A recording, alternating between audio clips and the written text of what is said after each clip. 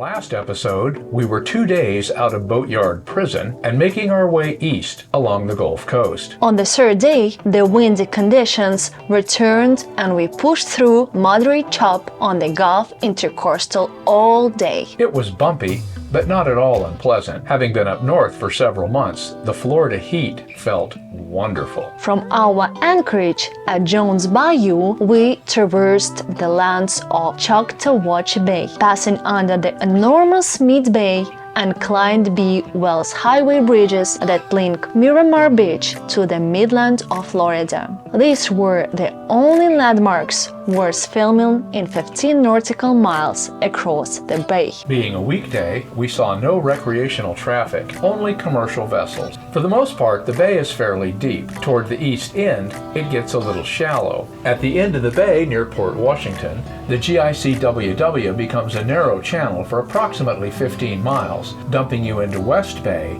and then across Grand Lagoon. Grand Lagoon was another choppy, shallow bay, with our eyes glued to the depths gauge all the way to Point South Marina Bay Point in Panama City. This is a nice, quiet marina that excelled in every respect. They had free laundry, and the machines were brand new. They had nice, modern bathrooms that were cleaned top to bottom daily.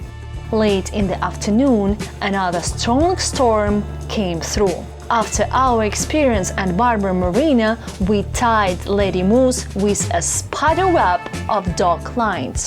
The next morning, the dockmaster came over and looked at us like we were crazy as we had our Daima line stretched between 4 dock poles. That night, we dined at a restaurant next to the marina. It has a nice atmosphere and the presentation was delightful, but it was a tad expensive.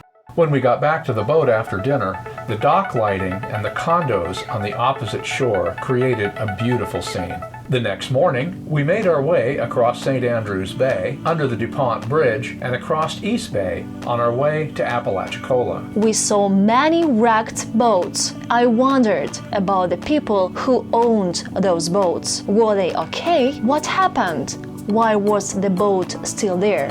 Extremely shallow water continued to make us nervous. The huge bays shown on the nautical charts are, in reality, very narrow channels surrounded by very shallow water. At the end of a long day, we tied in Apalachicola at the city docks. After plugging in and cooling the boat off, we showered on board and headed out to dinner. Good evening, Captain.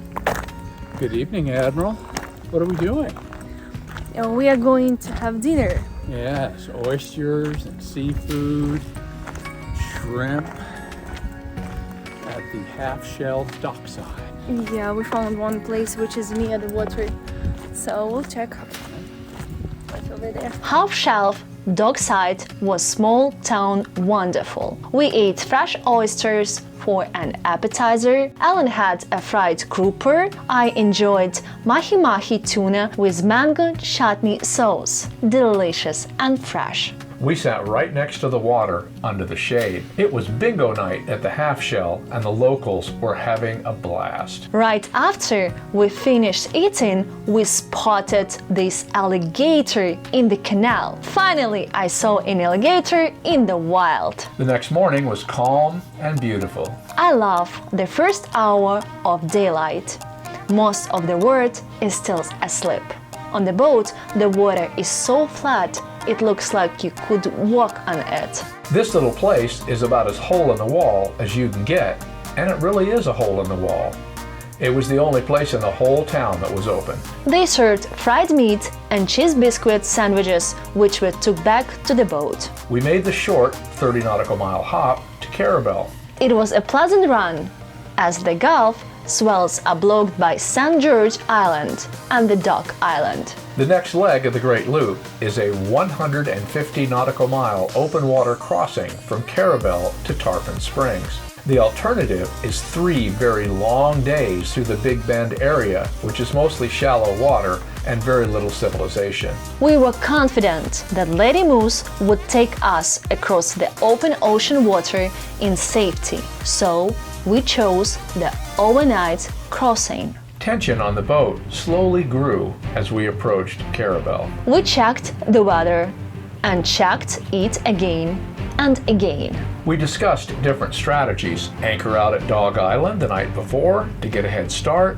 What was the best time to leave? What was the best time to arrive? What course should we take? The moorings at Carrabelle is a huge marina, and we were all the way at the back. To our surprise, motor vessel Pilar was docked here. We last saw them on Lake Huron and then again on Lake Michigan. The next morning, around 10 a.m., we stopped at the fuel dock and filled all our tanks and fuel jars as full as we could. It was a somber morning. We had no idea what awaited us, but we knew that once committed to the open water crossing, there was no turning back.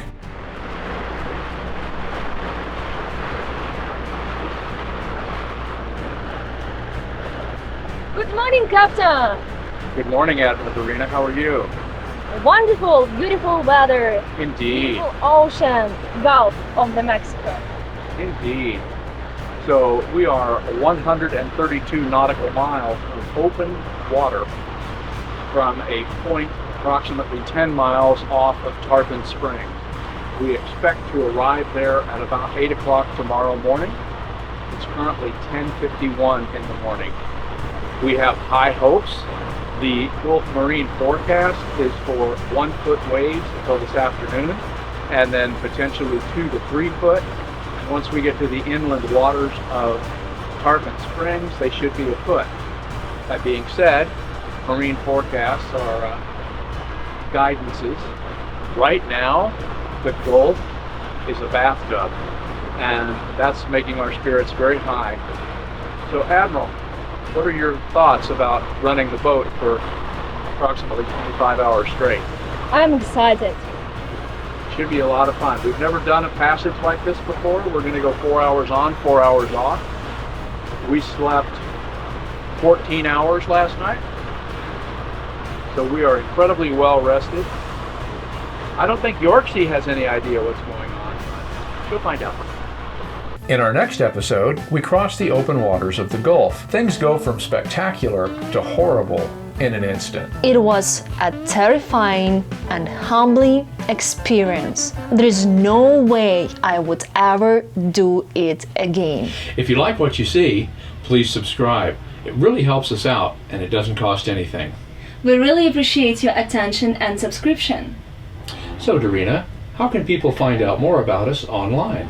You can find us on our website page, here, on our Instagram page, here, and also on our Facebook page, here. Once again, thank you so much for watching. And if you want to be reminded of new episodes when they come out, don't forget to ring that bell. Thank you so much.